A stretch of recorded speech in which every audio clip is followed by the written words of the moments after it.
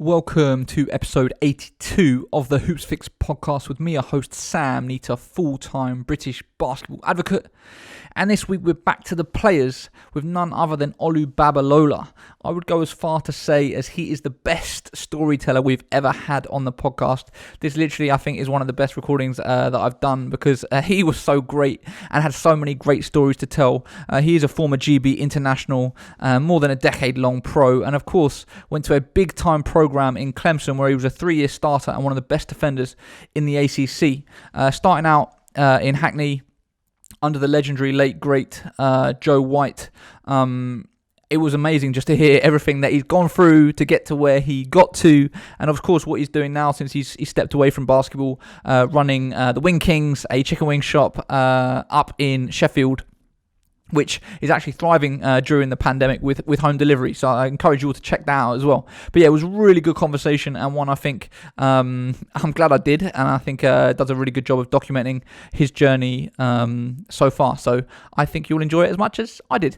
Anyway, before we get into this week's show, as always, take 2 seconds to go and check out our Patreon account, patreon.com/HOOPSFIX. That's patreon.com/Hoopsfix.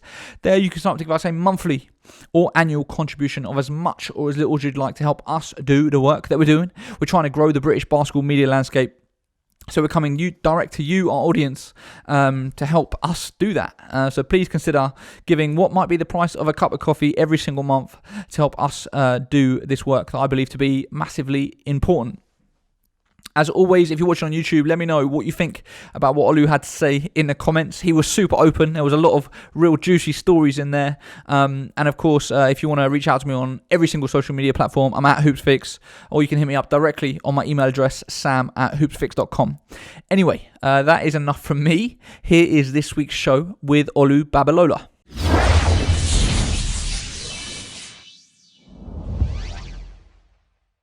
Cool. Olu, welcome to the show. Appreciate you having me, man. No, it's an absolute honour. Like I've wanted to talk to you for a little while. Someone actually suggested that I have you on recently, and then I saw you pop up on Instagram last week because of that clip that I posted and you're in the crowd. So I was like, this seems like the perfect time. So I'll drop you a message and see whether we can make it happen. Obviously, just before we kind of delve into all the basketball stuff, I've seen, since the basketball, you're doing your own thing on the side now. This chicken wings, Wing Kings. Can you kind of tell us kind of what that's been like and sort of that transition from basketball into the business world? Yeah, well, I was lucky enough to do it as I was leaving basketball, so it wasn't like I found it towards the end of my basketball. So I found that I think if you look at a lot of players, they don't have that luxury. Is they stay in the game for so long because they don't know what to do next. I was blessed to find this fell in my lap, and now it's just been full focus on that. And believe it or not, it's this pandemic that's made it really take off. Oh, really? I was going to say I thought that might have actually been a big hit on it, but no, it's. Yeah, well, it was like the first. So I lost my job. So because I was working, I was in a pub. The pub hired me to take over their kitchen. I didn't like the idea because before that I was working for myself. But then the guy that owned the pub saw what I was doing and saw the amount of people that was coming daily. And so he hired me under contract. So I had like a set wage each month. But it was pretty much his menu with my tweaks. So I was just on a set wage each month, and I just felt like I hit a ceiling. Like I couldn't do anything. I was just limited. Then the pandemic hit. I remember Clary's Day was Friday, where they announced everything was getting locked down, and that was it. I never heard from that guy ever again. Wow. So, I mean, the first week I've got kids and I got people to, take care of. So the first week I was bugging out. What am I going to do? Where can I go? I can't work anywhere. I can't. You know what I mean? And then I noticed a lot of people in Sheffield, this is a big street food city. So a lot of people that have street food trailers and that, as I do, started cooking from their own home. So I registered my own kitchen with the Sheffield City Council, and I was just delivering wings door to door. I was cooking them in my kitchen and just taking them up. So I don't know. Anything can happen. I'm gonna find a way out. I'm always gonna win. That's just the way my outlook in life.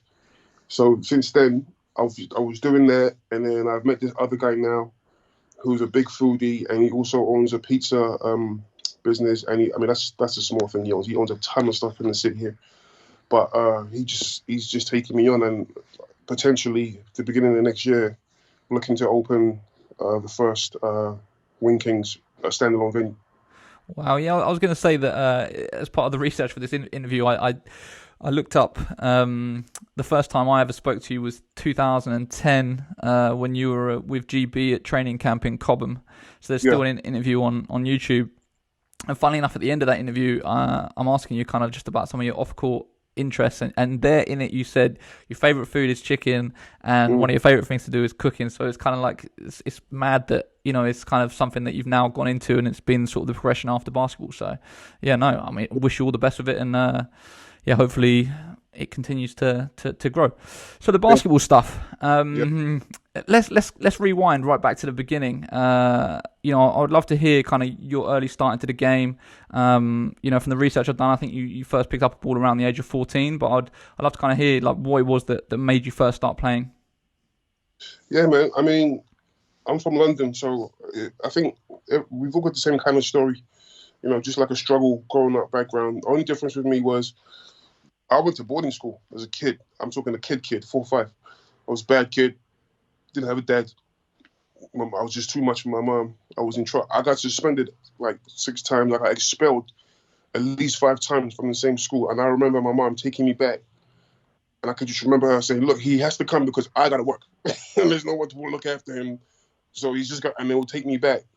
And I remember the last time it happened, they were just like, look, this kid's got issues. He needs to go. He needs help. So I was off to boarding school. So I didn't have the luxuries of, finding sports. This is the UK, so it's just football and that's it. So I played football growing up as a kid. And then I left that boarding school when I was 11, 12. And then I loved it so much. I wanted to go to another one. So I went to another boarding school. I think it was in Surrey, just outside of London. And it was really, really bad. It wasn't good. I got in trouble. I got attacked. It was bad. But the good thing about it was that was the first time I ever seen a basketball hoop in real life.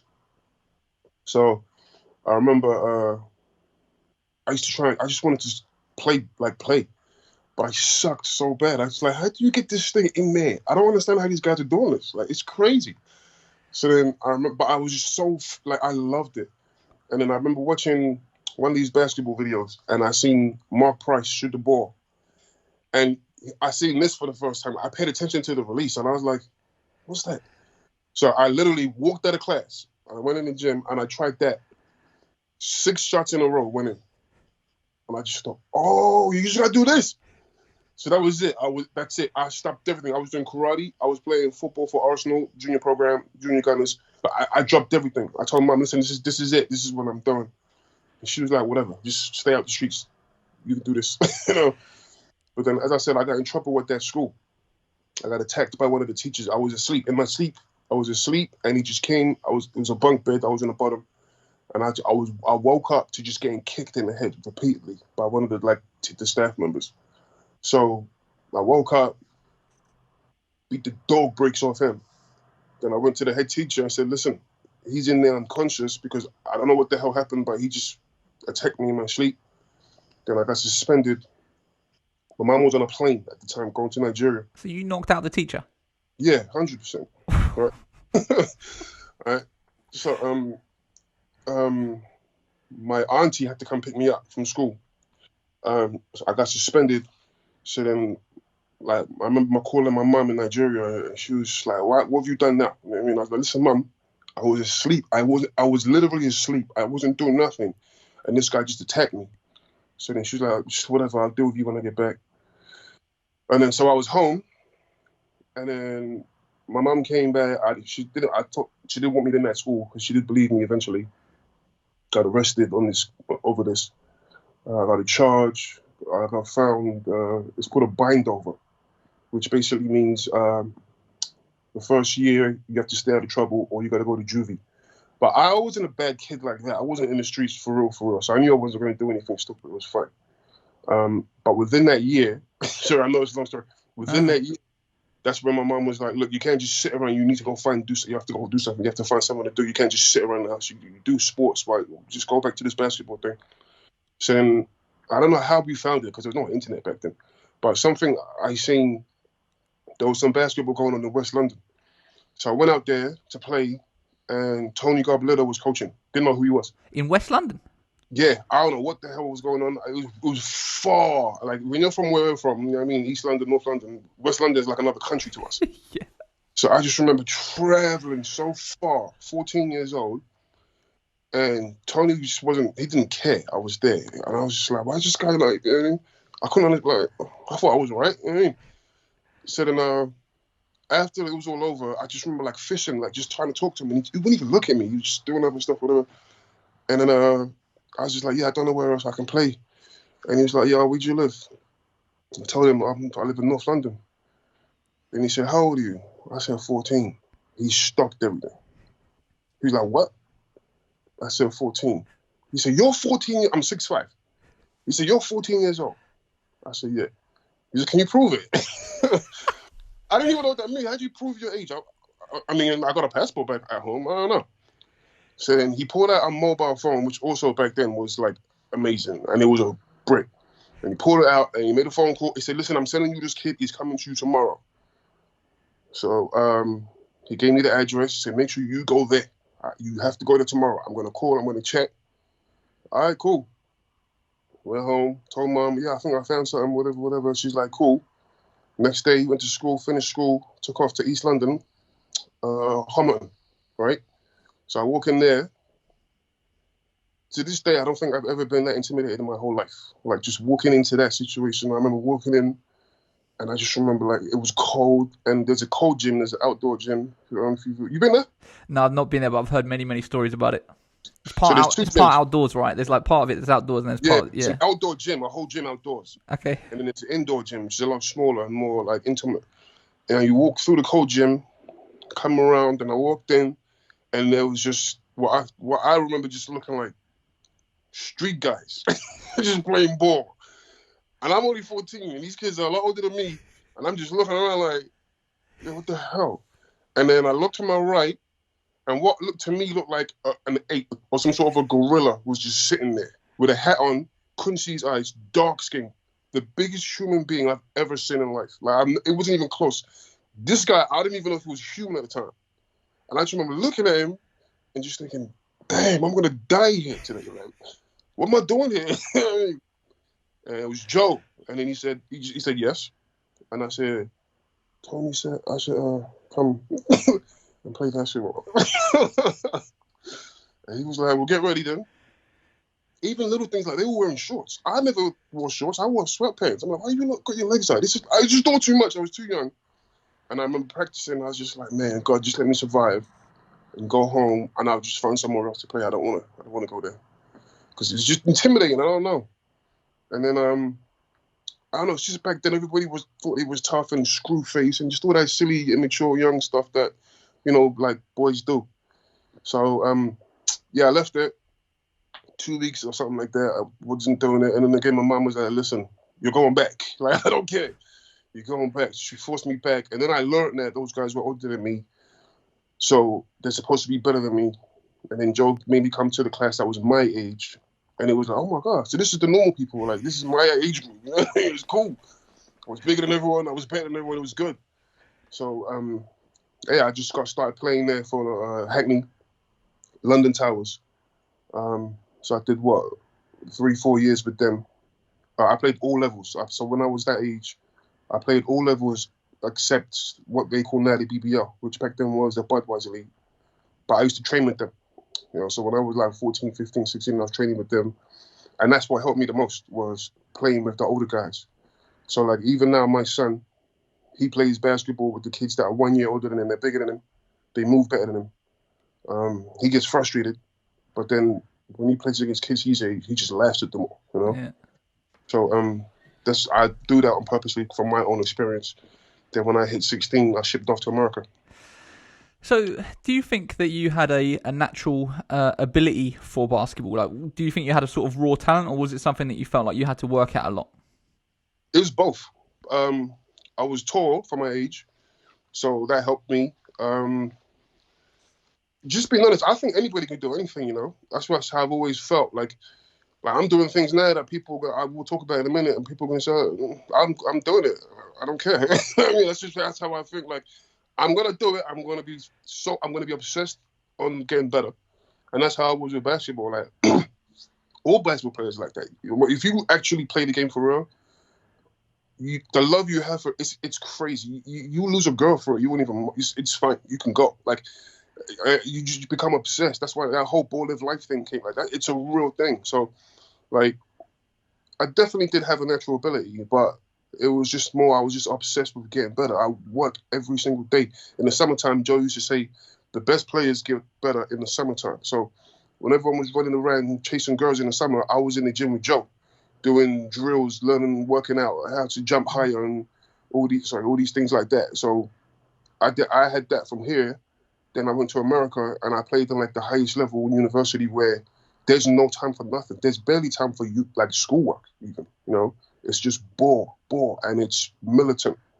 So I would say I would probably split it 50-50 down the middle was ability as well as just hard work, you know. And also, it's like I ended up messaging a bunch of different people to kind of get some stories to bring up with you and sort of their own memories. And, you know, the thing that people just say is just you were just an absolute man-child, you know, like to be. I think, you know, you ended up, by the time obviously you were a young man, you know, 6'6", 260. You're talking sort of LeBron size. But you know, where do you think that come from? Were you eating ridiculous amount of food? Like, was it just a God-given physical attributes? Like, kind of, yeah. I feel like that is one of the biggest things that people always say was just the physicalness. You know, bullying people. Let me tell you something, right? People don't know this. I didn't know this till I got to high school. I thought I was 260.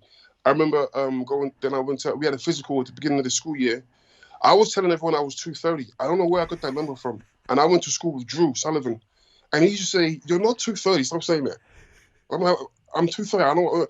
So anyway, I went to do my physical with my coach. And we had to go to the doctors. 16 years old. 17, sorry. Stepped on the scale. You ready? 296. What? 17, right? My coach, right, was so happy. He was so, like, proud. Like, he's like, get off the scale, get on again. I did like 5 times. 296, 17 years old. 9% body fat, right? So I was even bigger than, like, scale-wise, I was even bigger than everybody thought. But even when I saw that, I got a bit nervous. I'm 270 now. You know what I mean? Like, so I was bigger then. Yeah. But were you even lifting weights? No, never. Even now, no, I don't. I've never liked it. Even through my whole career. Like, I can say this now because I'm done. Like, when we used to go to the weight room, if anybody's seen this, any coach, sorry, being honest, as soon as they're gone, 2 minutes, I went that way. I was out of there. Like, not staying there. I'm not trying to do this. I can't be bothered. I don't care. Like, I'm natural. I'm built like my dad. My dad's short, though. But he's ripped to shreds. Even now, still as an 80-year-old man. I'm not as muscular defined as my dad, but I'm twice his size. And it's just weird. Like, my dad's 5'7", my mom's 5'6". I can't explain it. I'm 6'6". I mean, like, unbelievable. Yeah, because even in that interview in 2010, it was the same thing. Because I said, oh, you know, clearly you're a big guy, like. And I remember you said something along the lines of, oh, you know, I don't really train type thing. Like, I'm not like big on weights, and then I said, oh, well, who's the strongest on the team? You're like, I'm the strongest on the team. Like, no doubt. Yeah, I remember the interview. I remember that day actually. Yeah, of course. I'll be the strongest now. You know what I mean? Unbelievable. One guy that I can know for sure in my career that was stronger than me, John Barber, in the weight room. I think right now that's what he does for a living. I think he's a personal trainer, and you can see he lives the life of, you know, not me. I mean, I don't eat crazy, but I'm just always gonna, like, I'm just a big guy. It's just what it is. Like, it's just natural. Like, wow. It's so those early experiences in the game, like, you know, we hear obviously so much about the impact that the great late Joe White had on a whole generation of players, particularly that group that you were involved with. When you think back to those times, like when you were young, kind of before you left and you were still playing in the UK, like what were the biggest sort of the standout memories, the biggest lessons that you took from him that you think you've sort of carried forward in your life? Right, I can't even talk about Joe too much because it's still hard. It's still something that none of us are over, and it's really like it's hard. In my opinion, I won't say it killed basketball in this country, but it definitely stabbed it like a knife through the heart of the sport. Like I've learned more from him about how to be a man and raise my own kids than I have about anything with basketball. My son is named Joseph. You know what I mean? I didn't even ask for that. His mother did that. Like it wasn't about basketball. Like you could do anything. You could go home. You could get in so much trouble at home, and you'd be so scared of Joe. Because my mom used to call Joe all the time.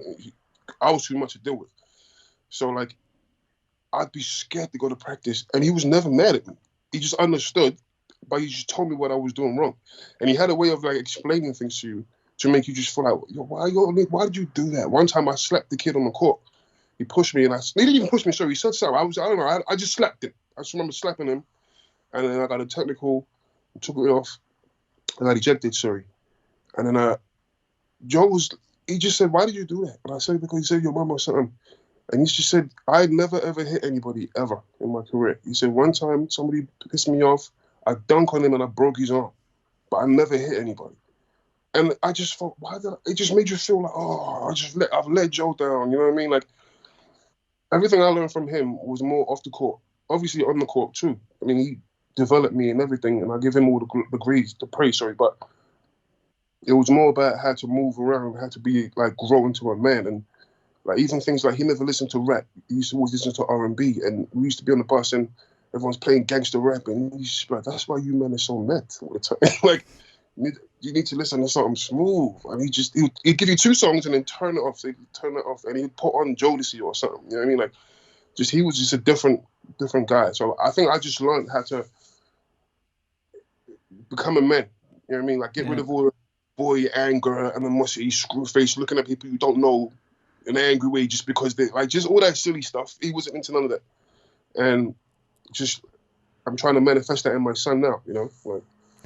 What do you think it was about him that, we hear, like, I've spoken to Pops, spoken to Drew about him, and there's this kind of recurring theme of, like, he was the one that everyone wanted to make proud. He was the one whose approval everyone was seeking, Like, what was it about him that, do you think, made players that played for him feel that way? I don't know. He just had an aura. It was just something about him. And that's very true as far as everybody wanted to make it proud. One time, I remember I had a dunk in a game, which for me, it was just, I didn't think it was nothing crazy, but I remember the whole gym going nuts. And Joe never used to react. But on this one, Joe reacted. I didn't see it though, because it was just a regular dunk to me. Might have been a putback. I don't even remember. And then I remember going back home after that game with my best friend who was on the team. And he was like, "You didn't see Joe when you dunked?" I said, "No." And he said, "Joe, raw." And I was like, "Really?"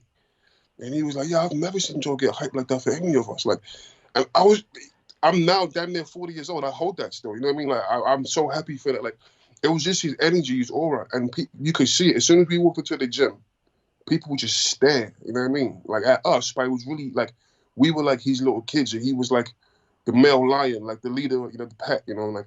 He just had an energy about him, and that was with him even in his sick days. Like, I remember, as I said, he was huge. And I remember when I first heard the news, that same guy I was just talking about, he's the one that told me when I was in America. He said, "You heard about Joe?" I said, "No." He said, "You're going to be sick." So I'm thinking, what, flu? Like, what's I mean? He's like, "Nah, you need to call him." Hung up, called him straight away. And he's like, "Yeah." He said, "It cancer." He said, "But you know me, I'm on fire, I'm going to beat it." So whatever Joe says goes. I wasn't worried. He said he's going to beat it, so what are you worried about? It's fine. I did that year in America, in uni. I remember coming back, going to see him, and he was wearing the same clothes, but he was half the size.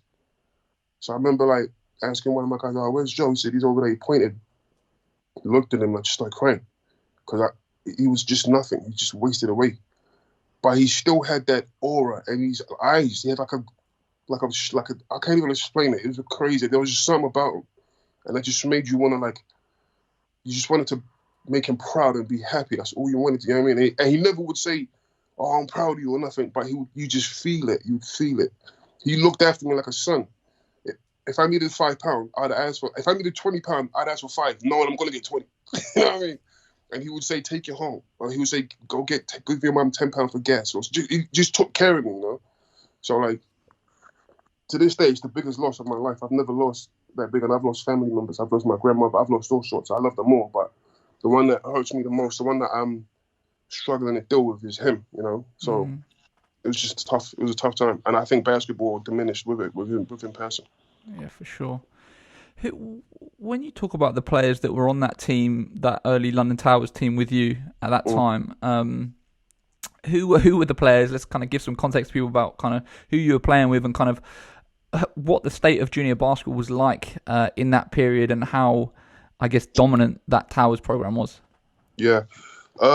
See, the thing is, most of the players guys won't even know, but that doesn't mean that they were better than me. All these guys were legit.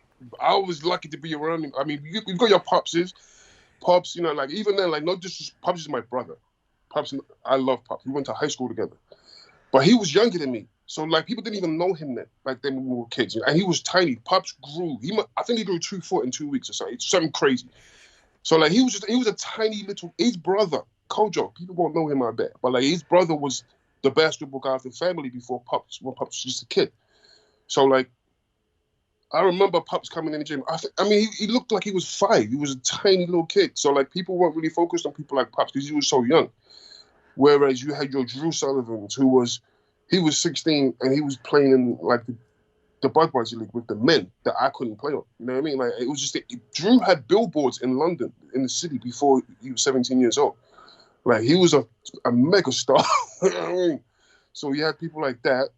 I mean, I could go through a whole list of names. Steve Jimmy, Patrick. There's just all these guys that to this day I look up to this. They've probably not touched the ball in 10, 15 years.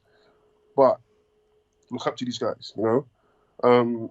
And in saying that, obviously I'm all about Joe and that, but it's also a lot of respect to the Brixton guys over there with Jimmy, rest in peace, because he was their Joe. And I used to go over to that side of town every now and then and just, I don't know, just snoop around and just, I don't know, I just wanted to just see what's going on over here and stick my chest out like, yeah, what, Hackney boy in here, well, you can't do nothing to me. You know what I mean? And Jimmy always accepted me and he's always joking around and, you know what I mean? So I think those two life losses in basketball, it was really horrible. You know? But yeah, just as far as names, it was just, well, even, I guess now, I'm like, even Matthew, NBA, I didn't know who he was until he was in America and making a name for himself. But when he was playing over here, I was in America, so I didn't really know what was going on with him. But that's the name that people will know now. But when I was coming up, I didn't know him. As far as Brixton, they had Deng, Luau and that. Adju, again, Luau wasn't the man. It was Adju. He was his older brother. And then Luau took off, you know. I played against him in university, Luau. So I guess those are some of the names I would throw out as far as people that I was playing against them. So your move to the States, I've read that it was after a tournament in Iceland that you played in that sort of a load of high schools ended up sort of coming trying to recruit you. Kind of what happened with that? Yeah. So Joe had a connect with this other guy called Rich Marcucci, who used to run a basketball camp in New Jersey called Atlantic Kid Camps. So Rich Marcucci, he set up this thing where he got a whole bunch of high school players in America together. It's kind of like an all-star team to play in a tournament in Iceland. So he set that up, and the whole coaching staff were different head coaches from different high schools. So I think they just wanted to see me play before I got to America. But it wasn't just to see how I was. So I remember getting off the plane. He picked me up from the airport. And then, I just played on the team. I didn't start. It was intimidating because obviously it's like, back then, the Americans, innit? Like, basketball's their thing, you know? So you figure, like, they're going to be the best and you're just going to try to fit in. But, the first game, I killed that game. And I remember Marcucci looked at me and he said, "You're going to be the number 2 player in the state of New Jersey." And I remember thinking, "Me too." I'm coming to be number one. What's he talking about? He obviously doesn't know. Like, I say, who's number one? And he's like, don't worry. We're good with number two, trust me. You know what I mean? So then, that was how that started. And then I got out there. Who was number one? Didn't tell you. So then I got out there. I think I know who it was, but go on. You know who it is. Like, so, bearing in mind, Drew's at the school. So when he said number two player, he's talking about my year. I mean, not the whole, just my year. Drew is at the same high school. He's a senior. This is my first year. I go there as a sophomore, and we scrimmaged this team. For the first game of the season, it was the first scrimmage, Camden High School. And this is the number one guy, Dajuan Wagner. And to this day, after I'm done with basketball, I've never seen anybody like that. I've never seen anybody with the confidence and the skill to shoot from literally. He was doing what Steph Curry does now. He was doing that in the 90s. He was the first to ever do it. Like, I'm playing against him, and I was just like, okay, yeah, I'll do number two. So I'll stay at two because I can't do what he's doing. Allen Iverson was at his games, he was unbelievable. He is still the New Jersey legend to this day, isn't he? Really? His son, Junior, is the number one player in the state now. Oh, really? Yeah, like his dad, Milt Wagner, had the most points in high school in New Jersey. Then Dajuan took that, and now his son's about to take that. Wow, crazy. Yeah. So how did you find that the transition from the UK to the US? Do you remember kind of what it was like on the court, whether there was big differences in athleticism or things that kind of stuck out to you? Yeah, basketball, it was easy for me over there. Like, again, I remember going over there thinking, oh my God, it's going to be crazy. Everyone's NBA. It's not like that. Drew was killing over there. Like, Drew took us to the state finals. We won the state finals, and we shouldn't have won that game. We played St. Patrick's, and they was number 4 in America. We wasn't even ranked. We beat them, and Drew single-handedly won that game. I'm not gonna lie, like, we killed them. He killed them.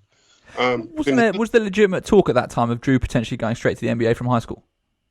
People don't know. This is what I'm trying to say. Because even through my career, and I'm trying to tell them how good Drew was, and because they didn't see what he was when he was a kid, like, he was the best player I'd seen before I went to high school. It's not even a question. I could, you want names? Okay, we played. There's a tournament. It was the top 55 players in Europe. Drew got in there. I got in there. 1 or 2 of the Brixton players got in there. Everyone else was from Europe. And Drew got MVP of that camp. Tony Parker was in that camp. You know what I mean? Like, Drew he was the guy, right? When we was in high school, he was just doing stuff that no one could do. Like, his level of athleticism, how high he could jump, his knowledge of the game, which, if you ask him, he'll tell you comes from Joe. Like, he was just on a different level. He was Joe on the court to me. Like, he was someone that I had to keep this guy impressed. I had to make sure that I wasn't, like, playing with him was like kept me on my toes. He was the guy. He was so good. I can't express it. Like, in my eyes, I'm not saying he went to the wrong university. I'm not saying that, but maybe if he went somewhere else, just maybe better for him. I don't know what happened. It's just once he got to Nova, and the same thing happened to me once I got to Clemson. Basketball changes, things turn out different, and it doesn't necessarily go the way you plan it to go. But then you see, as soon as he came out of uni and he turned pro again, he was Drew again. You know what I mean? So I remember, like, I used to go watch him in university, and I just like, shoot the ball, like, shoot that, and he wouldn't. And I'm like, why is he not taking that shot? And then I go to Clemson, and the exact same thing happened to me. You know what I mean? So, he was Drew's. Forever, I would say he's the guy. He's Joe's number 1. If you ask me, I don't know who number 2 or 3 is. I know he's number 1, and I don't think anybody can debate that. You know, like. Yeah, the kind of it seems like when he went to Villanova, there was a whole thing about kind of it was like he got pigeonholed into being the defensive stopper, and that was kind of their focus of trying to make him that, and it was obviously took away from his offensive game, which, yeah, like you're saying, it feels like the same thing happened with you at Clemson, where you know multiple people have said to me that you were arguably one of the best defenders in the ACC for the time that you were there. Obviously, a 3-year starter. What do you think it is about college basketball that kind of, I guess, puts a stranglehold on players like that? Is it literally about being in the right situation for where you're trying to get to, like having a level of freedom if that's what you need? Kind of, why do you think that has happened? Yeah, it's all the above. It's definitely finding the right situation. But as a kid, how you supposed to know what the right situation is? You know, you've got. I had pretty much every school in America recruiting me. To this day, I've got over 1,000 recruitment letters in America. Like, you don't know what to do. You know what I mean? So everybody wants you every single day. You got letters, you got phone calls. They're coming to visit you. They're sneaking money in your pocket. Like all sorts of things that happen. You don't know what to do. So you just figure whoever's giving me the most love, I'm going to go there. But what you don't know is they're recruiting the best players in America. So when you get there, you're seeing somebody who can score 50 points in 2 minutes, if need be. So for me, I don't know why. I do remember when I used to go watch Drew at those games at Nova. They definitely geared him to be the defensive stopper for sure. Me, I became that because I chose to because I wasn't getting minutes. So my freshman year, after being just laid the red carpet and they did all sorts for me. And then I get there, and then I remember the first scrimmage or a preseason game. I don't get in the game till the last 2 minutes or something. And we're winning by 20 the whole time. And I'm like, what's going on? Like, why? Because I'm doing my thing in practice. So then I just thought, well, if I'm the best defender on the team, they're going to have to play me. You know what I mean? So I became a lockdown defender in uni, not high school. In high school, I didn't need to. I just became a lockdown defender because I wasn't getting minutes. And that didn't work. I still wasn't getting minutes my freshman year. But I just kept that mentality. And also, I don't like people scoring on me. I get embarrassed by it. You know what I mean? So I'm not one of these guys that you score on me and I just go down there, I'm going to score back. No. You're not going to score. That's my mentality. And I've kept that. So it's all about, timing. Like, if I went to a different school in that same conference when I was in uni, I would have been on the all defensive team. Because all these guys, no one of them, I'm not bragging, I'm just being honest, like none of these guys could score on me. All these guys that went off into the NBA, they couldn't score on me. Nobody. Give us some of the names of the players that you were guarding. I'll go there, whatever. Chris Paul, he killed us, don't get me wrong. But when I was guarding him, couldn't score on me. The North Carolina team, my last year, I remember they had potentially 9 NBA lottery picks. Lottery picks, not first rounders, lottery picks. And I've been public with this. There's only one time a guy ever scored, he killed me. Rashad McCants, who ended up playing for the Minnesota, I think. He gave me work one game, 34 points to be precise. And it was pretty much all on me. And it was at North Carolina, and I didn't sleep for a month. I almost cried about that. I remember that. But we played them twice because it was the same conference. So I remember I need get back. That was the first time I thought, not even just defensively, but I have to score. I have to score in this game. And then they came to Clemson. We beat them. I think I had 19, and I held them to single digits. But him, Chris Paul, Steve Blake, these guys, and they were all smaller guys as well. And that's the thing is, they see me guarding them, and they think, oh, I'm good. You know what I mean? My feet are quicker than theirs. I'm faster than them. You're not gonna bully me. What are you gonna do? That's just a natural ability that I don't know. It's just like my size is just weird. I've just got quick feet. I don't know why or how, and I still got them now. I still got my quick feet today.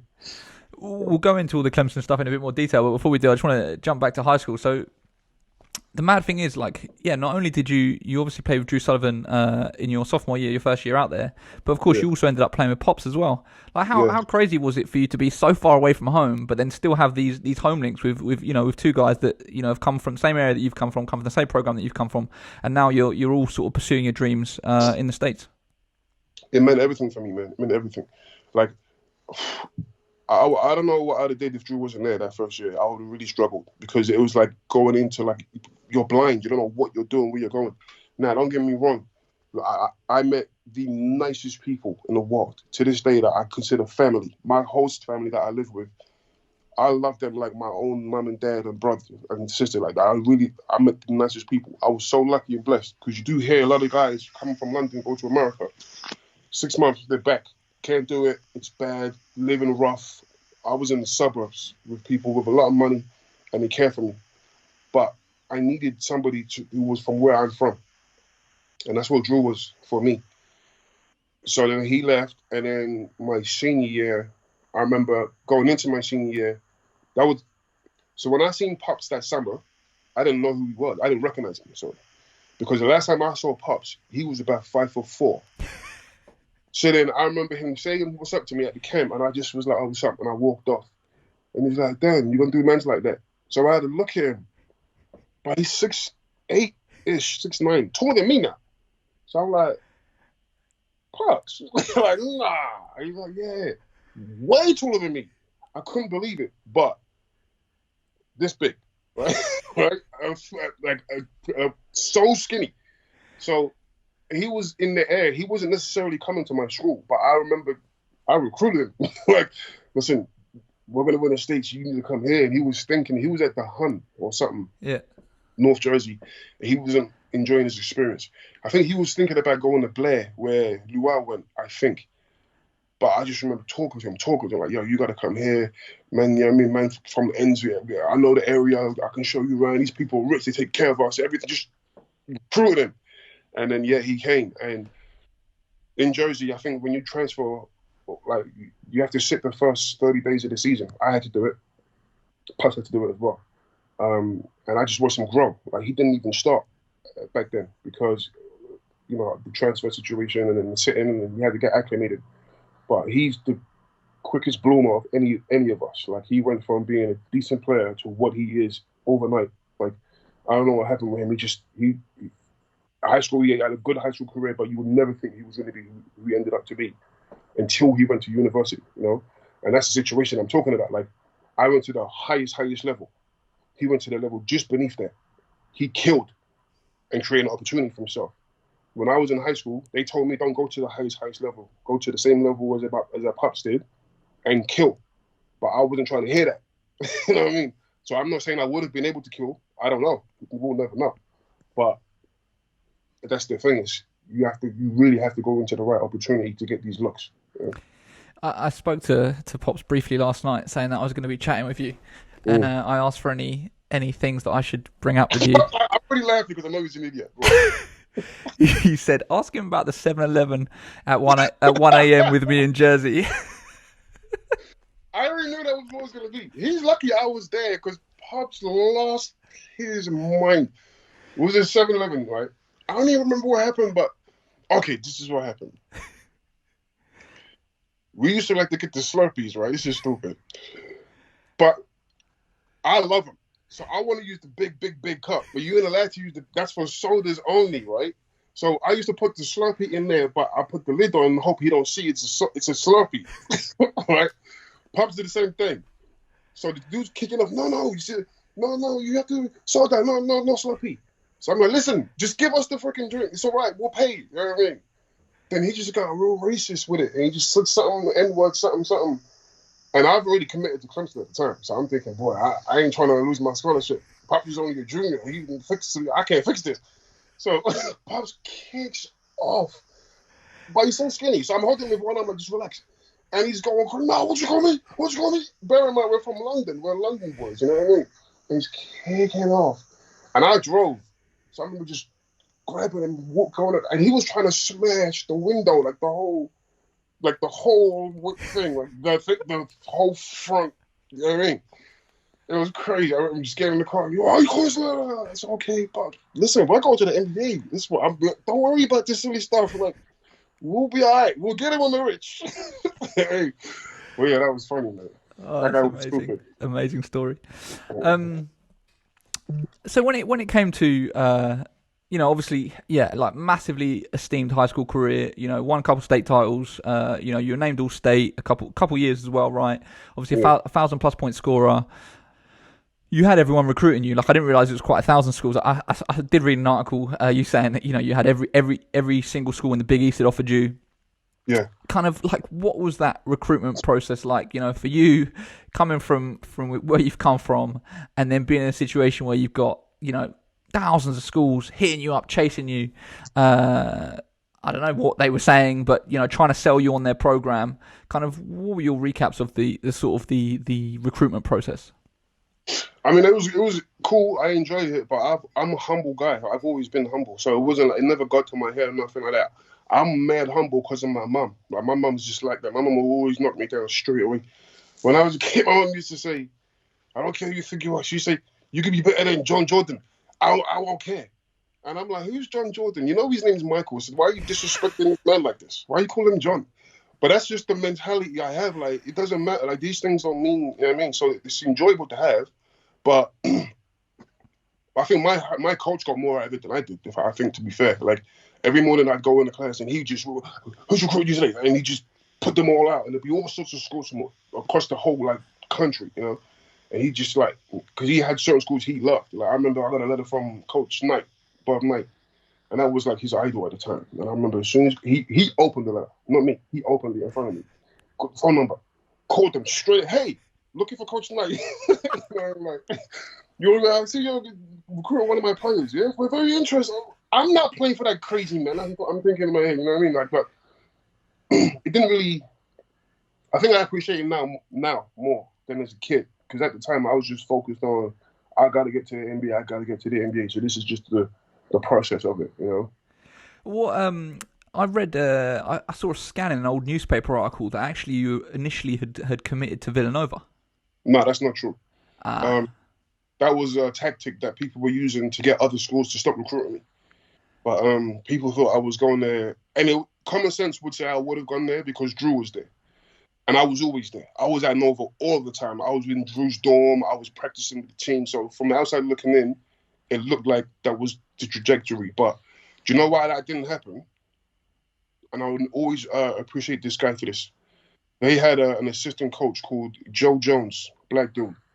And he straight up said to me, "We'll offer you a scholarship." He wasn't even the head coach. He said, "We do want you here. But me personally, I don't think this is the right fit for you."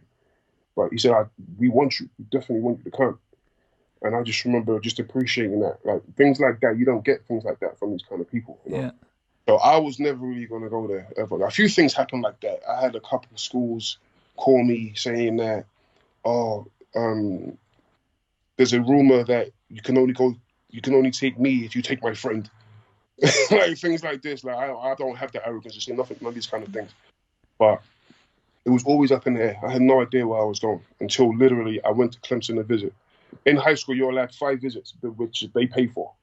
So they flew me out there. I think that's the only visit I took, I think. Oh, really? You didn't even take your 5 visits? Nah, because I felt the pressure of them saying, "No, if you go visit there, then we're going to lose our scholarship." And then as a kid, you don't know that they're just trying to put the squeeze on you. You think, "Oh, I'm going to lose that opportunity for real." It's not true. So I went down to Clemson, and there was an official visit with one of my best friends today, who his older brother went to Clemson, and his older brother also played in the BBL, Tony Christie. I went on a visit with his little brother, Shay, and we both committed to the school there. He was like, "I'm going to come." I was like, "Yeah, me too." And then that was it. I went back up north, and then they did like a press conference, which I thought was crazy. You know, these Americans are so extra. I'm like, "Why are you doing a press conference for? It's just me. Like, just relax. But don't say nothing. Don't say anything till you sit down and the cameras are there. Don't say where you're going." And I remember one of the guys in the newspapers were asking me outside, and I was with my coach. And my coach is tiny. And he walks like a big man. And I remember a guy was like, "So where you going?" And the coach was like, "No, you have to come inside the press conference." And I'm like, "I'm going to Clemson." Like, just playing, like, and did a little press release, whatever. How like that initial, we know the freshman year was very hard for you on the court. Like, I did read that you were going to leave at Christmas, and it was Joe that persuaded you not to leave.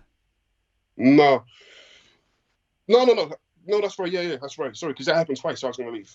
Freshman year, I was definitely out of there. I hated it. I'm going to feel like I will say this. I went through depression, and I don't say that like mildly, especially in today's climate with all this mental health. Yes, I went through depression. What I experienced when I was there wasn't the experience that I got on the visit. Obviously, you can't get that in a weekend, but the level of systemic racism is insane in a place like that, and you can't get that on the weekend. And I say systemic because it's not necessarily hate. You also get the hate racism too, but I'm used to that. I can deal with that. but systemic racism where people just, they don't dislike you. It's just because you're black, you're just less, and that's just what it is. That's not my fault. that's there today, 2020. That's still there, and I was experiencing that. KKK members in my class, legit, driving at night and seeing burning crosses for real. Like, these things really happened and are happening today, but I didn't know they still happened then. So experiencing that, along with not getting playing time, basketball to this day, even now I don't play anymore. It's the thing where I find comfort. If anything happens, when somebody passes away or something like that, I find myself on the court. I wasn't able to do that because I wasn't getting playing time. And then practicing so hard. I remember one time we was practicing, and when we played Duke, that's like, when you play at Duke, you can't hear. It's so loud in there, you can't hear. And this is something that people don't understand. You need to hear the ball bounce. You need to hear it. It's something with it. When you can't hear the ball bounce, it's 10 times harder to bounce a ball. I know that sounds crazy, but just trust me. So you watch Duke. You see so many people will be dribbling the ball and they'll just turn the ball over. They don't know why. It's because they can't hear it bounce. When you hear it bounce, you know when it's coming back up. When you don't hear it, you don't know. So at practice, they used to play like the thing, like, so it was just as loud of fans like cheering to get used to the fact of what you're gonna have to go through. And I remember coach saying, "You're gonna go, hey, this is Mike Dunleavy," but it was one of us, and he's like, "I want you to stick on him like white on rice, because when we play him, he's not gonna." Gassed me. So I thought, I'm definitely playing this game. I didn't even get in the game till like the last minute when we was down 70 or whatever. So like things like that, like telling me I'm gonna play and then still not playing me, like it put me in a deep dark space. I was lucky that I went into Clemson with 4 other guys. We was all in the same boat. That other guy who I went to visit with, Shay, same thing with him. And he was, out of all of us 5, recruiting-wise, he was the number one. He was the main guy that possibly was potentially going to the NBA. He didn't play much. He played against Duke, though. I remember he killed them freshman year. But that was the good part of it, was I had those guys that we were all experiencing it. Like, damn, none of us are playing. We were all supposed to play. They told us we were going to be the man. Like, so, yeah, I was going to leave, but then Joe was just like, no. You know what I mean? Finish the year. And then we'll see. But you're not just leaving now, because it's a bit hard for you. I mean, and also that was when he fell sick. So I wasn't missing. I wasn't going to do any of that anyway. So. And then what changed was you had two of the seniors left, right? Was it Tony and Dajuan? Or yeah, and that opened up a lot of minutes at the sort of the forward spot for you to play. You done your research, bro. Of course. Tony and Dajuan, they weren't seniors. They were a year above us. So when we were freshmen, they were sophomores. Okay. Tony was starting already. Tony was, he could shoot the ball like no other. It was insane. Like, I remember he had 28 at half against North Carolina. Like, he could shoot the ball. So Tony was the 2, Dajuan was the 3. Shay was the 2, I was the 3. Them 2 left after their sophomore year, our freshman year. So me and Shay were already saying we're out of here after this first year, yeah? And then they left. And me and Shay were still like, look, we're gone. But because they left, Clemson needed us more than ever because they were gone. And we were, like, they had no one else. So they did a lot to keep us. I'm not going to, you know what I mean? They did a lot. They did a lot. I was getting lots of visits. I was able to go eat nice food at places that I couldn't afford before. You know what I mean? Like, they did a lot. I remember that. I remember one of the, I don't care, I'm saying. One of the coaches came to my house in the summertime, out the blue. He just called me, hey, you all right? Yeah, I'm in Jersey. What do you mean you're in Jersey? Why are you in Jersey? You got no reason being in Jersey. We pulled up to the house, and he just gave me a bag. Like, I had a good summer. You know what I mean? So I was like, nah, I ain't going. I'm staying. Plus, I knew I was going to start. I went from not getting any minutes to starting. That was the most important thing. So I'm going to start at this school, which is in the best conference in America. In my head, I'm thinking, if I start and I play well and we start winning, because we was at the bottom of the league. If we can climb the ladders and be at the top of the league and I'm starting, surely I have to get a look in the NBA. That's what I'm thinking. So I did start. I played well, and we did climb, but we never made it. I mean, we wasn't getting past the Carolinas and the Dukes and the Maryland. You know, we'd beat them, but we wasn't going to ever be better than them. You know what I mean? So, how confident were you at that point that you could make the NBA? I had no doubt. I just needed the opportunity. That's the way I seen it. Because I was looking at guys that I was killing go. You know what I mean? Like, I was looking at guys that were the same size as me, nowhere near the ability as me.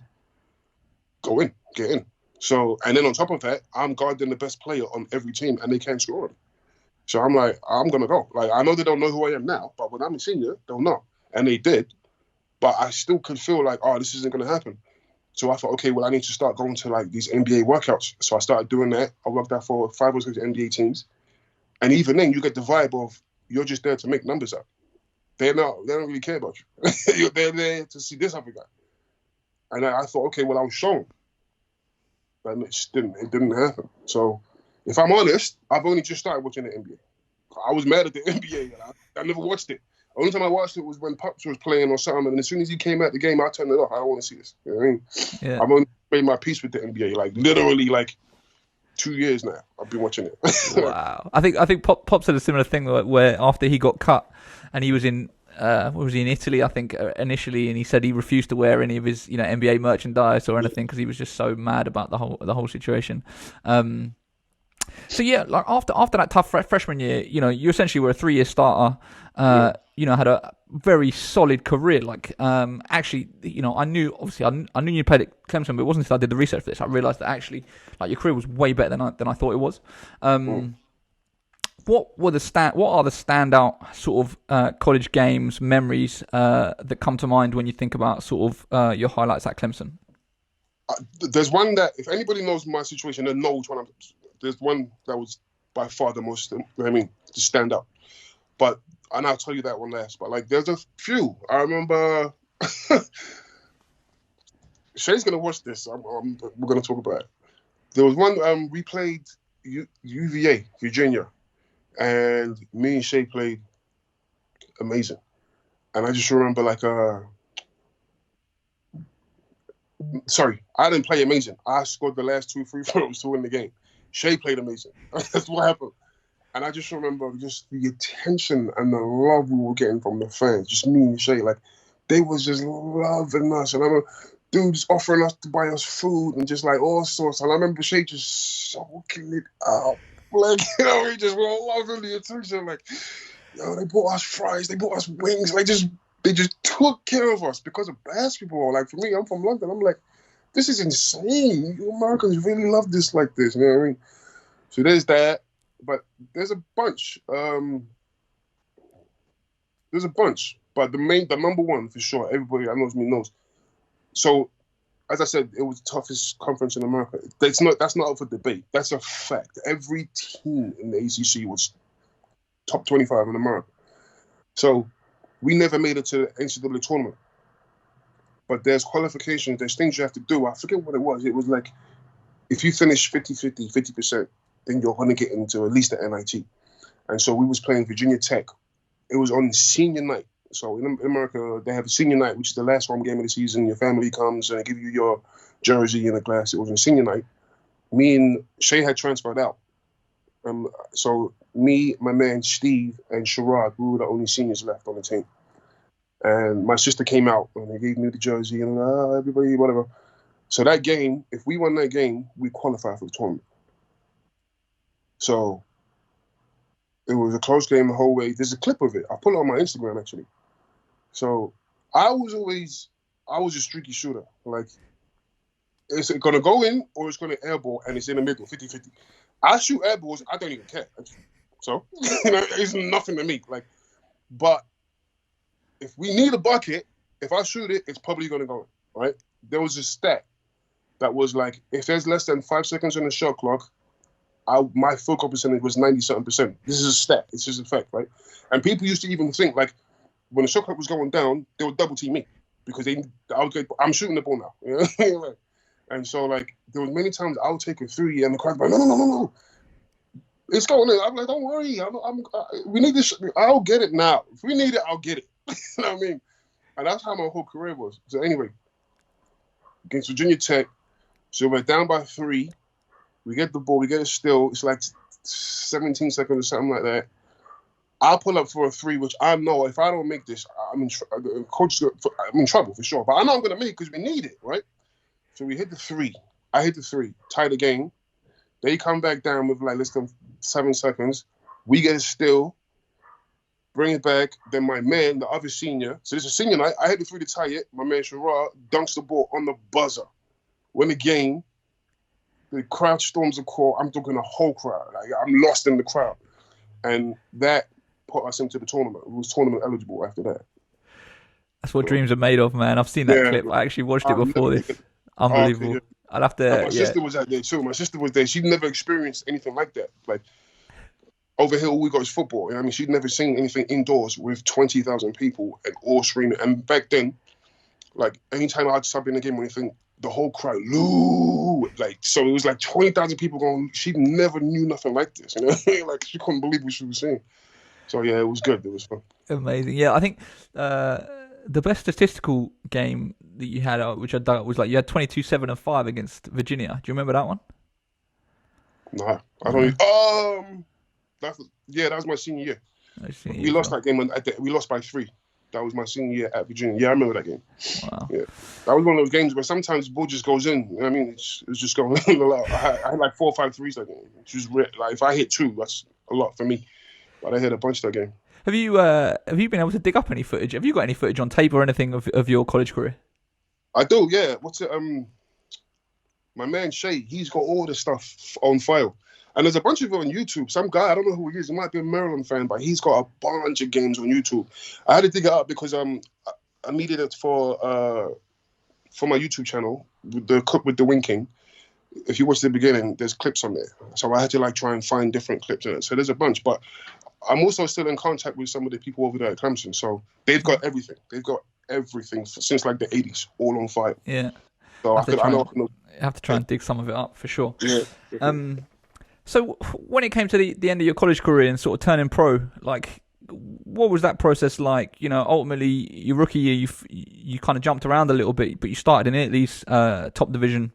Mm. But briefly before that, you actually were considering playing for the football team. Yeah. You know, trying to be, I think it was the first player in 20 years to play for both the football team and the basketball team. And you're at practice, and I read some quotes with the coach who was like super impressed with you and talking about kind of all your physical attributes. And other people have since said that they 100% believe that you could have played in the NFL. But kind of what was the thought process behind that? Like, was it just down to your sheer physical attributes that people were like, you need to be playing this, and you were kind of like, let me give it a go? Like, what was the reasoning behind you deciding to give football a try like that? That's exactly it. Just because of my size and speed, like it's like I'm not breaking myself up, but I'm huge and I'm fast as hell. Like I've always been the fastest on my team at my size. So I remember after my 4 years of uni basketball, coach was like, "You should go talk to a football coach." The football coach was big time. He was a big time legendary coach. I'm like, he doesn't even know who I am. So no, listen, we've had this conversation already. Like, you need to go see what's going on because I didn't graduate. So he's like, you haven't got your degree yet. You might as well just stay, finish up, and you can play football. Something dope. So I remember sitting down in that coach, Coach Bowden, his name was, and he was just like, yeah, come, whatever. So I started playing football, and that's when I realized like the football players at my school at the time, they got a lot more love than basketball players did. As far as like they was just getting gear. Like, we got gear too.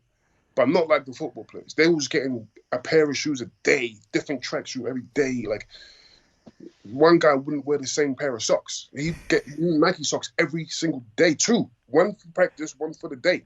Like, they was just living different, gloves and everything. And I remember my basketball team was like, hey, give me some football gloves. What for? What you gonna do with them? I need them for the weight room. Like, just things like that. So yeah, I remember the first practice, it was hard. It was easy as far as ability.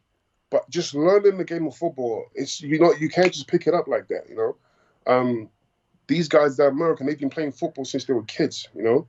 I never played football a day in my life. So the ability-wise was nothing. I was fast, I was big, I was strong, I could catch the ball. But just learning the game and learning the plays, and people think football players are dumb. Like, they speak a different language to us when it comes to football. Like, remember, it's like 100 plays to remember. They remember all of them. It's crazy. So I remember the first day of practice, it was freezing, and I practiced, and it was a bit weird because one of the kids got laid out, broke his ribs, threw the ball, caught it, extended, and then one of the linemen just came and cracked him. He was on the floor unconscious. He was out, and they was laughing. And I was just like, this is insane. Like, why are you laughing? It's your teammate. And I remember one of the football players saying, listen, I love these guys, but once we cross that fence, I'm here for blood. Like, practice. I mean, so I just remember like that. And then I remember after that practice, this made me a bit uncomfortable. There was about 10 media people there, all wanting to see me. Like me. Like there's future NFL players on the team, and they're there to see me. And they all pulled me out of everyone. And I didn't like that because I'm like, this is too much attention for me. These guys deserve the attention. And it was just, how'd you like it? What are you going to do? Are you going to play? And I was like, yeah, I'll do it. I'll stick with it. It wasn't that bad for me at all. And then what happened was, so I was playing defense. And that's when I learned, like, if you play defense, you can't never score. This is boring. So I'm telling coach, listen, I need to get some buckets. Like, I need to, you know what I mean? I'm trying to see the touchdown and all that. I need this offense. So they put me at tight end. And even then, I was like, that guy's a bit big. I don't really want to. Nah, just put me on the receiver with the little guy. And he's like, you can't play by receiver. It's far too big. But I'm fast like them. You know what I mean? So I was playing out there, wide receiver, with the coach that's there now. He's the head coach of Clemson now. He was the receivers coach then, Coach Sweeney. And so, I was doing that. I loved it. But then my grandmother passed away in Nigeria, yeah. And like she was like the head of my family. Like it was bad. It was the biggest loss in the family, and we needed money. So I was playing football. I had a basketball agent trying to get me a job. He didn't know I was playing. He heard I was playing football, and he's like, "Stop! You're not doing that. We're going pro. We're gonna get money. We're not doing this." So I was still playing football, and he's like, "Are you playing football still?" I'm like, "Nah, I'm not." But I was just finishing practice. And then when my grandmother died, then the family needed money. And the same week that happened was the same week I got a job offer in Italy for 70k euros. I needed the money for the family. So I dropped it and I took that contract. Wow. That process of becoming a professional basketball player, starting out in Italy, kind of what are your memories of that, making the transition from college where I would assume, on some level a lot is done for you, and then all of a sudden being a professional, it's very much you're kind of on your own and you've got to kind of work it out by yourself. How did you find it? And I guess what ultimately ended up causing you to end up leaving the side in Italy before the season was up? Yeah, that was hard as well. Like people don't understand, like, the transition of going from like a place like, I had just did it. I went from high school in New Jersey to the South, the culture shock. I just went through that. So you would think that it was something that I would be able to deal with. But going to Italy, and like especially like the small rural town like I was in, I went through another depression. It was really, really hard. It was horrible. Nobody spoke English. Like they have siesta. I didn't know what siesta was. So like when we finished practice, I'm trying to go to the store. It's all closed. It's like 1 o'clock. Everything's closed in the day. Didn't know what that was. Weird. Just can't find anything. And especially Italy, especially the small town I'm at, everything's very, very, very routine. They eat the same thing every day. Like there's no chicken out there like that. You know what I mean? Like it was rough, and the TV was just Italian, and it was hard. I remember I used to leave the TV on, and I come after practice, and I could see Fresh Prince was on the TV, and I was like, oh my! I was so happy, like something I know. And I open the door, and freaking Will Smith speaking Italian, and I'm just like, oh no, what they done to Fresh Prince? So it was hard. It was really hard, man. But as far as the basketball, it was easy for me because Clemson. It was so tough at Clemson and so militant that when I got there, it wasn't that hard at all. And a few preseason games I played, I started all of them. And then I remember coach saying to me the day before the first game, he said, look, you're going to be a really good player in this league, but you have to let it come to you. Tomorrow you'll play, but you won't play much because it's just not your time. And he explained it to me, and I still didn't understand that. I didn't play much, but I appreciate the fact that he told me. Like he let me know. And then as time went on, I started to build back more, and I was getting more playing time, but I wasn't getting my money. So that was really frustrating. Where's the money? And my team, for sure, it was some sort of mafia connected somehow, because the way we was getting paid was insane. Everything was cash. Like, dude, the highest paid player on the team was getting 35 grand a month, cash. Like, everything was cash. And the way you get paid, you go into this hotel where they used to feed us for free. And there's a big picture on the wall, bigger than me. You move the picture, there's a door. Open the door, you go underneath the building, underground. A little round table with a light in the middle, and some guy with a cigarette in his mouth would just count out cash and pay you. And I remember he paid me one time. I think I was on 7 grand a month, and I only got like half. And then I remember looking at it, and I said, "Bruv, this is more." And then the other guy said, "No." And I'm like, "I need my money." He said, "No, come. He took me upstairs. He said, "Listen, you don't talk to him."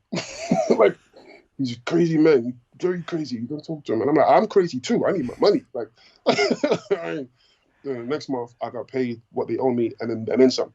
And that's what he was saying. He said, "That's how we work here. But I can't operate under like that." And so with me not liking the situation and then having to fight tooth and nail for my money, which ends up now, that's pretty much basketball world. That's mainly why I stopped playing. Was you fight for your money, you got to fight, you got to ask for your money. You feel bad about asking for the money you signed for. But back then I didn't know that was normal. And plus me not liking the city and the situation, I was just like, I need to get out. So, and then also back then, it was like, I'll just get another job. I'll play somewhere else. I know someone to pick me up. I mean, like, and my agent was like, "Are you sure? Like, we'll find you another job, but it's not gonna come like tomorrow." So I was like, "Look, I don't care. I gotta go." So in the league that time, something crazy was like, if they haven't paid you, if you're owed whatever you're owed, and the whole month has gone by and you've not received that money from the month before, they're not eligible to play in the playoffs. It's a crazy rule that works out for the players. I didn't know this. So my agent knew this. So I was owed 2 months check. So what my agent worked, he told them, "Listen, he's leaving and he needs all his money. And if he doesn't get it, we're going to the board to let them know." So I'm going to the pick up my money thinking I'm only getting a month's worth. I picked up 50 grand euro, right? So I thought they made a mistake. But I ain't about to say nothing. So I left. And my agent was like, "Not trying to scare you, but that team is mafia." You know what I mean? There's been some rumors of some players, and 2 people passed away earlier that year that worked within the club. Like, I don't know, one was a manager, one was a trainer or something. And nobody knows what happened to him.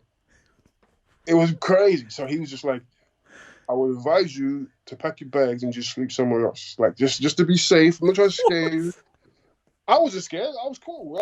I'll do that, no problem. I packed my stuff. I probably left some stuff. I stayed at my teammate house. Then I went back the next morning just to make sure. And then the neighbor was like, "2 men, they're looking for you. 2 men in suits." So I don't know what it was coming for. Maybe they was coming to get their money, whatever. But I didn't sleep there that night. And I left out of there, and I came back to London with 50,000. I didn't listen. I don't care, man. It's just 15 years ago. Tax, none of that. I wasn't fussed.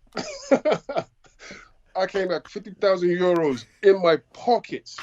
You didn't get stopped by customs? Nah, they weren't gonna stop me. I don't care. Cause this happens a lot. And one guy, he had this belt. Basketball player, he had this belt. He was an older guy.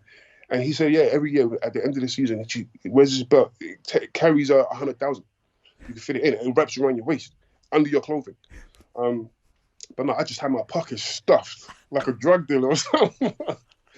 I came back. I took it to the bank. First thing I did, I went to East London. I got some jewelry, silly stupidness like that. You know what I mean? Took care of my mum and that. Yeah. Yeah, that's why I left. So you ended up signing in Sweden, right? Yeah. How did that come back? It seems like competition-wise on the floor, it feels like that would be a significant step down from Italy's top flight.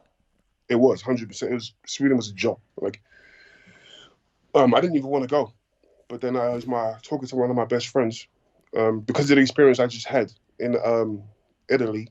I didn't want to go. I just didn't want to go. I just thought it was going to be another little town. I'm going to hate it.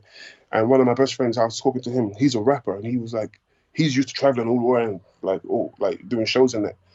He's like, listen, like, it's not like that there. Like, you're gonna love it. They just came back from doing the show there a couple months before.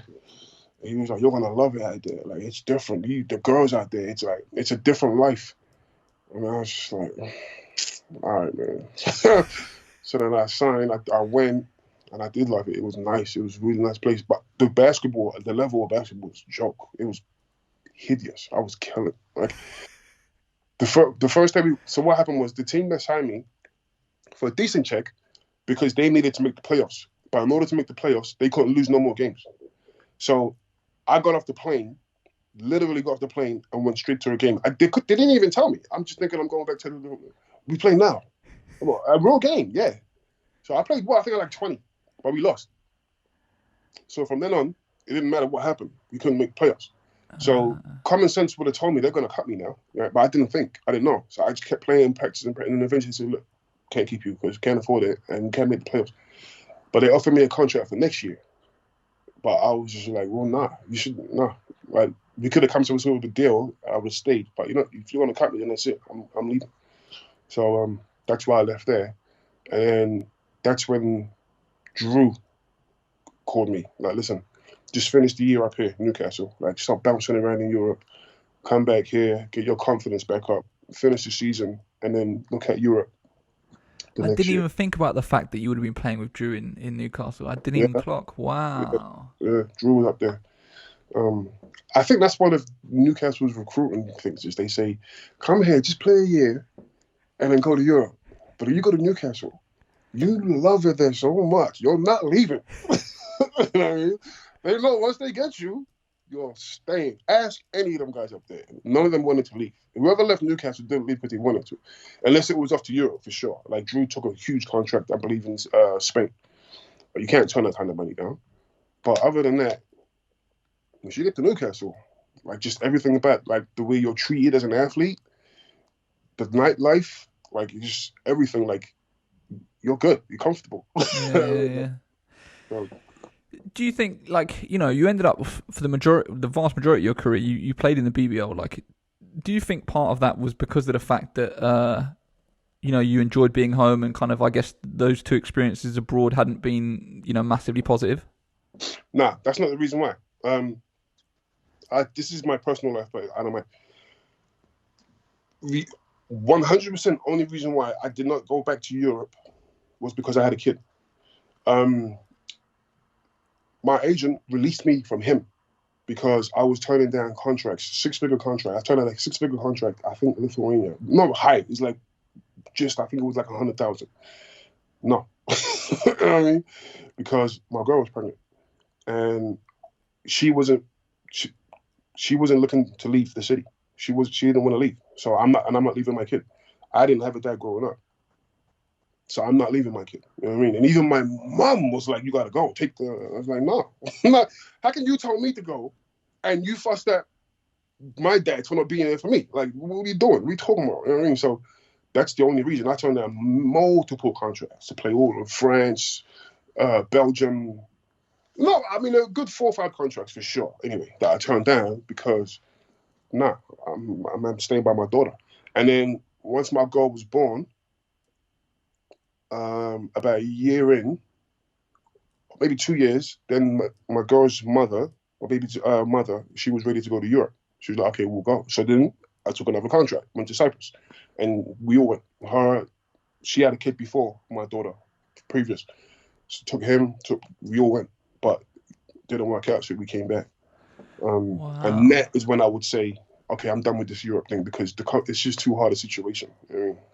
That's fascinating. Yeah, because it's one of the things where from everyone I speak to about you as a basketball player, it's like, obviously, and then going to Clemson, everything, it's like, and this is no shade at the BBL, but like when you look at your pro career, I would have looked at it and been like, I would have expected him to have played at a higher level for a more consistent period of time. Yeah. But actually, that makes perfect sense. And it's one of them things where I feel, and I do say this a lot, where I think it's so easy with basketball that we kind of forget that basketball players are people, and there's actually like real life things going on that are more important than what's going on between the four lines.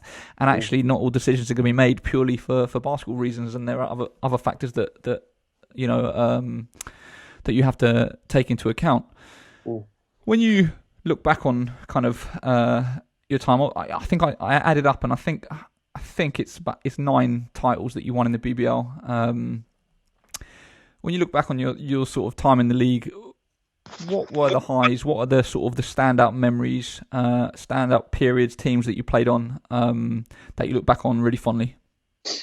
I've had great times, man. Like, just to tell you what you were talking about before, like, I've had many people during my career ask me, like, why you shouldn't be here? Why you playing here? Like, and I thought, maybe, but I'm with my kid. You know what I mean? Like, so I always thought back then, like, if I do leave, I'm going to miss all these things. I'm going to miss the birthdays, the Christmases. I'm going to miss just the walking and everything. And I'll not have that when I retire. Or go and take the money and use that and say, that's what it is. That's the benefit. But for me, it wasn't worth it because it may be then, but then like now I'm done. If I had done that, I would have missed everything. So I don't have no regrets in that. I'm glad I chose the way I chose. And I've lost people in my family not talk to me anymore. You know what I mean? Because I've turned down, you know what I mean, situations to go play abroad. Close people with my family. You know what I mean? Like, but I don't care and I have no regrets. And I had a great time playing over here. Obviously, Newcastle is a lovely city. My daughter's up there. She's a complete Geordie now. She's 12 years old. It's a nice city. The way the rules treat as athletes, they do things properly up there. Like, I'm guessing the way football players get treated in this country, that's how they treat their basketball players. So yeah, Newcastle was really good. Paul, Blake, Fab, them guys, they I got nothing bad to say against them. The only one thing I would say is the reason I left that place, I'm not mad at it, but it didn't go in my favor because I wasn't planning on leaving. My daughter was just born in June. So that summertime, I was up there. I had spoke to them previously, and they was like, yeah, we want to bring you back. And I even remember Paul even was talking about offering me, because they used to get mad because they used to say I should rebound the ball more, which is true. I should have. I didn't, from my side, I didn't really get many rebounds. So Paul was even saying he was looking at some sort of a situation where they'd offer me a bonus for averaging a certain amount of rebounds. So in my head, I'm not going anywhere. My kid's just been born. And then it was like the end of August. They called me in and they was like, look, we're really sorry, but we've got no money left. So this whole summer, I'm just chilling with my brand new firstborn kid, thinking I'm here, I'm good, living in their house, their team house. And then it was just like, nah, can't do it. So I was like heartbroken. And more than anything, I was stressed. Like, I got a kid now. What am I going to do? So that's when I started playing that. But Newcastle, I love them guys up there and I appreciate it. And then I went to Everton. And that first team I played on Everton was stacked. Richard Midgley was there, who to this day is one of the best point guards I've seen. One of the best points to come out of this country. I don't care what nobody said. He just fell out of love with the game. He could be playing today still if he wanted to. Him, Andre Smith, one of the most dominant big men to play in the league at the time. He 20 and 15 every game. That team was stacked. Playing for Tony again, Garbaletto. That first team was really, I enjoyed it. But to be honest, I would say I enjoyed the second year I played there more than the first, because that was the first time in my career Tony gave the ball to me. He built the team around me, and that's never happened before. And we were successful. I was captain, and we won the playoffs at the end. Yeah. And we ended up getting stacked. We didn't start off stacked. We ended up getting stacked. We had a great point guard from California, Kevin Bell. We had Trey Moore, who's the best, between him and Charles Smith, are the best scorers. They've got to be the best scorers to ever play in this league. But yeah, that year was like Tony built it around me, and I appreciate that. And that's the only reason I was in this little thing. It's like the Mersey Athlete of the Year, and I was a runner-up for that. But that was based on the way Tony built me as a player on that team. So I appreciate that. I had a good year there. And then after that, I'll tell you, the Sharks, many good years here. First year I got there, I remember I was in Cyprus, and Tiba was recruiting me before I left. But I told him I was going out there. And then once I knew I was leaving Cyprus, I was talking to Atiba, like, listen, I'm coming back. Like, what's good? And he's like, yeah, come. So I knew I had that. But then as I got back, the Rocks started recruiting me, Star. And this is bad. I shouldn't have did this. But I remember telling Atiba I'm going up there just to have a look around. And it's, no, come in. I'll send you train now. But I had already committed, Star, I'm coming. And I should have, as a man, called him and said, look, I'm going to Sheffield, sorry, but I didn't. I just left it. And then that's bad. I've always felt bad for that.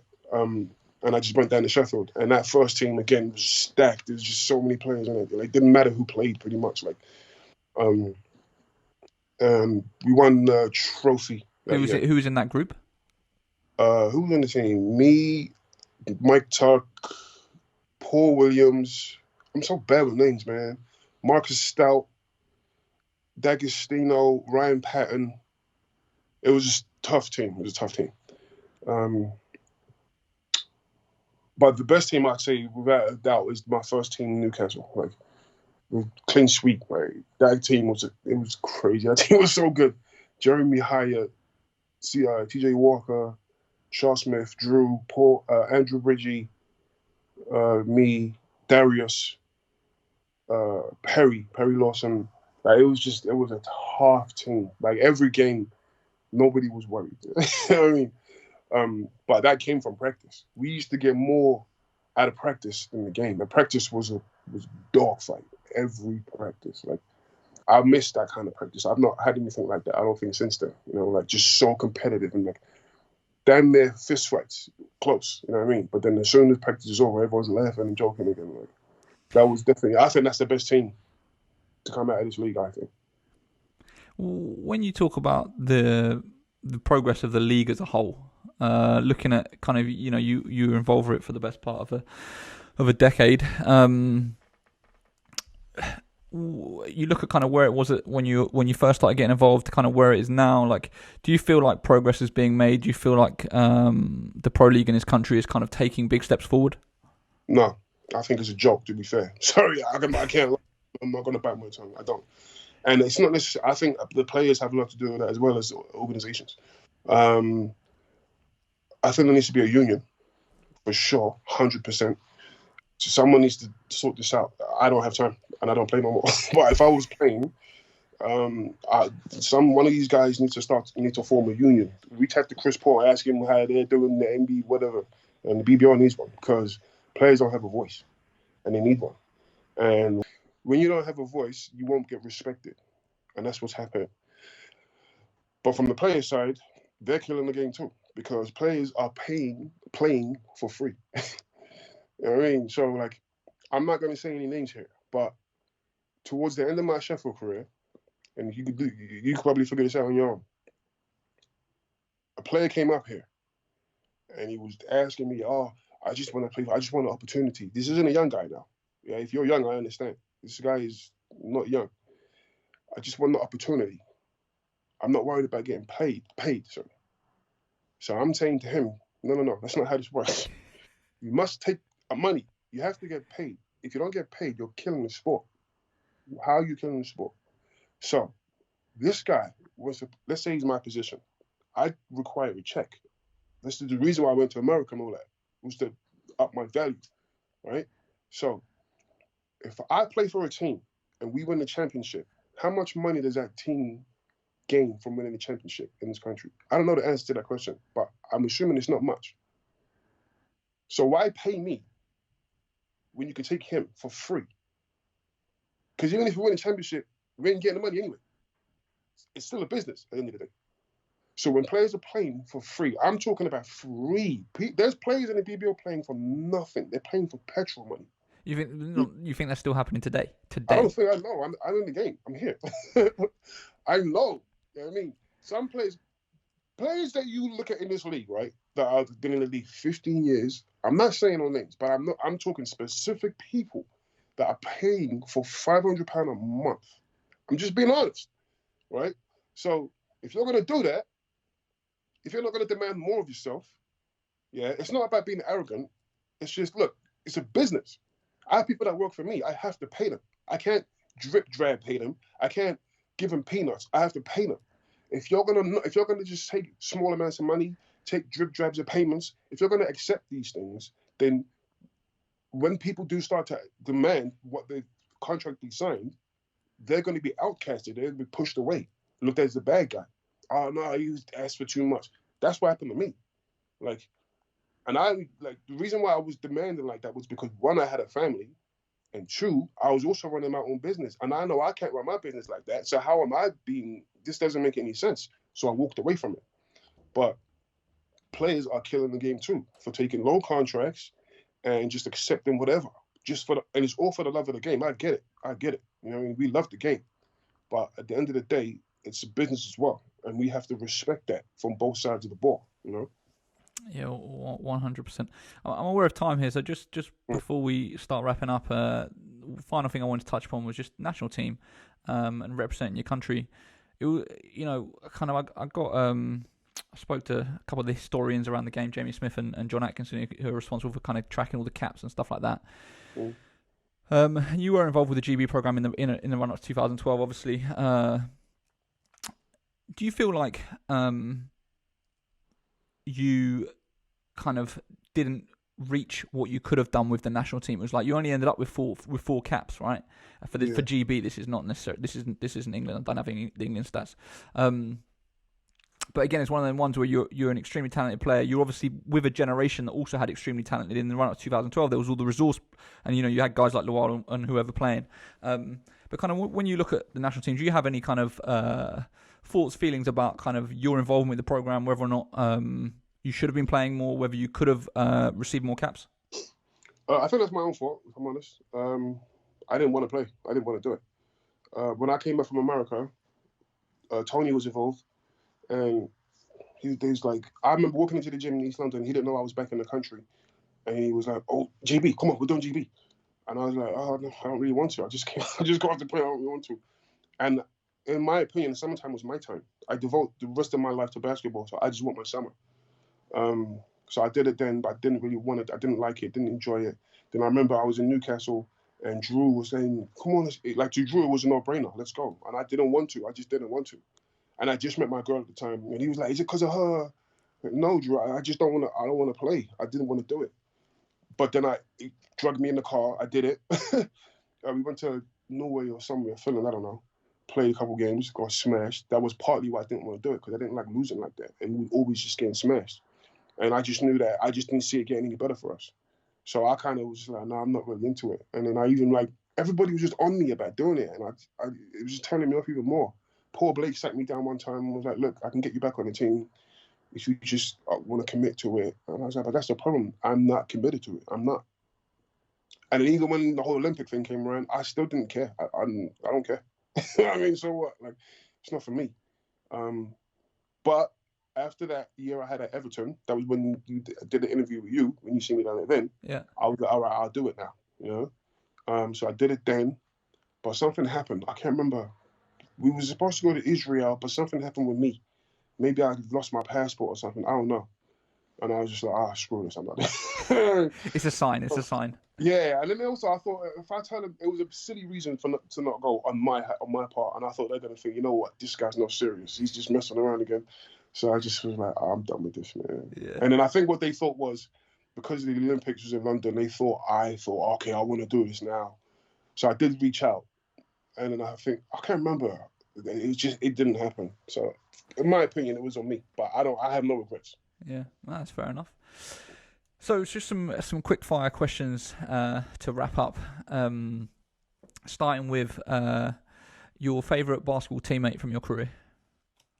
Oh, I can't do that. I can't do that. I can't do that, man. I can't do that. I got too many, man. I got too many. I can't do that. I'm not even going to say one of them. Okay, fair enough. Best coach you've ever played for? Joe, for sure. Joe. And then I like Joe and my high school coach, too. I like them, too, a lot. In the pro game, See, this is what I'm saying. I can't just leave people out. I respect people for different things. I've seen Fab go from, he was learning on the job when I first got there. So if he thinks I'm out of line for saying that, I'm sorry, but that's just my opinion. And I've seen the exact same thing with Atiba. He was learning on the job and playing at the same time, you know. And I've watched him grow into knowing the answer as before thinking the answer, you know. Them two are the same. Tony, when I got there, he was a well-established coach. He already knew what he was doing. Like, I don't know. I don't have no favorites in life, man.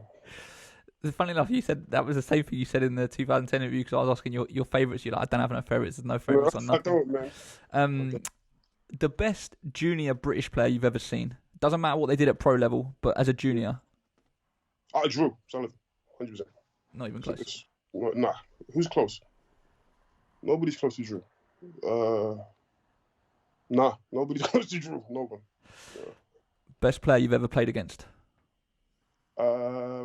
It'd have to be that kid, Dajuan Wagner, in high school. He didn't. I don't know what happened. He didn't make it to the league, and he got injuries, and something happened. He had ulcerative colitis. That's it's a stomach inflammatory bowel disease, and that. Okay, yeah, that's what Mike Rappaport has. Yeah. Yeah. Okay, no, there was horrible rumors, but I don't know what happened to him. I've never seen anybody score like that. I've not seen it like before. Yeah. Your favourite, I know you don't have favourites, but okay, your standout, just one basketball memory from your entire career, from your junior days all the way through to the pro days. If I was to ask you to pick one, what would it be? The highlight? Maybe the championship we won, the trophy we won in Sheffield against Leicester. Because everybody knew we was going to lose that game. Like, we had zero respect from anybody, including Leicester. I'm going to say that. Sorry. They was walking around knowing that they had it in the bag. All of them. The only people that believed we were going to win was us. Like, we were the only ones. Like, and so I remember even the way we came out at the beginning of the game, we just came out swinging, and they didn't know how to react to that. So I'd probably say that was my favorite championship. And then finally, what do you want your legacy to be? When people talk about you as a basketball player and kind of your career, what do you want them to be saying? That they couldn't score on me, and I would hold my team down. Like you couldn't bully not one of my teammates. I will not have it. Like, not even on no tough guy thing, but just we're not going for that. Like. If you're playing against me, just keep it basketball and keep it cool, and we'll just, you know what I mean? That's it. Like, there's going to be no bullying out here. No one's going to be talking crazy to no one, because then they're going to have to deal with me, and I'll sort that. No problem. Olu, that's a perfect place to leave it. Thank you so much for taking the time. Wish you all the best with future endeavours. I'll make sure I link up to Wing Kings and where people can find you in Sheffield. And next time I'm up that way, I'll have to pay you a visit and get some wings as well. Definitely, man. Come up, man. Let me know. Will do. Thank you. Thanks a lot, man.